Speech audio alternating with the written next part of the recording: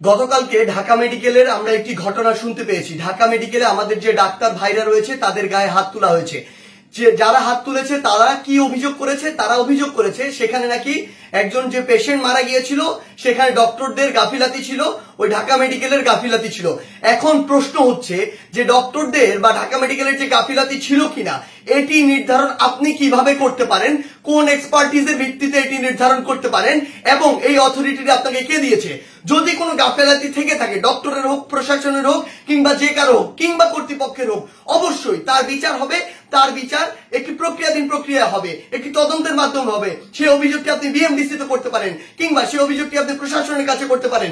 কিন্তু আপনার কি অভিজ্ঞতাটুকু রয়েছে, আপনার কি দক্ষতাটুকু রয়েছে যে একজন ডক্টর তার সাথে গাফিলতি করেছে কিনা সেটি যাচাই করার? আপনি আমাকে একটি জিনিস বলুন, যে ডাক্তার 5 বছর ধরে এমবিবিএস পাস করলো, 1 বছর ইন্টার্ন করলো, এরপর বছর বছর ধরে বিভিন্ন ডিগ্রি নিল, পড়াশোনা করলো, তিনি একজন পেশেন্টকে যেভাবে ডিল করেন, তিনি পেশেন্টের ভিতরের এবং বাইরের বিষয়গুলো যেভাবে জানেন, যেভাবে ট্রিটমেন্ট করেন, আপনি কিভাবে মনে করেন আপনি সেই পড়াশোনা না করে শুধু বাইরে থেকে দেখে নিজের চোখে যা মনে হলো তা দেখে তাকে একটি নির্দিষ্ট রেজাল্ট দিয়ে দিচ্ছেন, একটি নির্দিষ্ট ব্লেম দিয়ে দিচ্ছেন? আমাদের জায়গা থেকে স্পষ্ট বার্তা, এরকম একটি ব্লেম দিয়ে আসলে যখন আপনি একজন ডক্টরের গায়ে হাত তুলেন তখন আপনি যে কাজটি করেন সেটি আমরা বৈষম্য বিরোধী ছাত্র আন্দোলন আমাদের জায়গা থেকে কোনোদিনও সমর্থন করতে পারি না।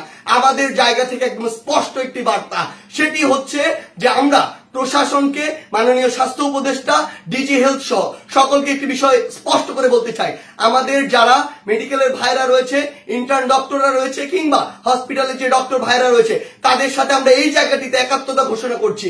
তাদের নিরাপত্তার সর্বোচ্চ ব্যবস্থা করতে হবে। তারা দিনরাত 24 ঘন্টা আমাদের জন্য কাজ করছে, অথচ কেউ একজন চাইলো আর একটা ব্লেম দিয়ে তাদের গায়ে এসে হাত দিয়ে দিল, এটি আমরা আমাদের জায়গা থেকে কখনো মানতে পারি না।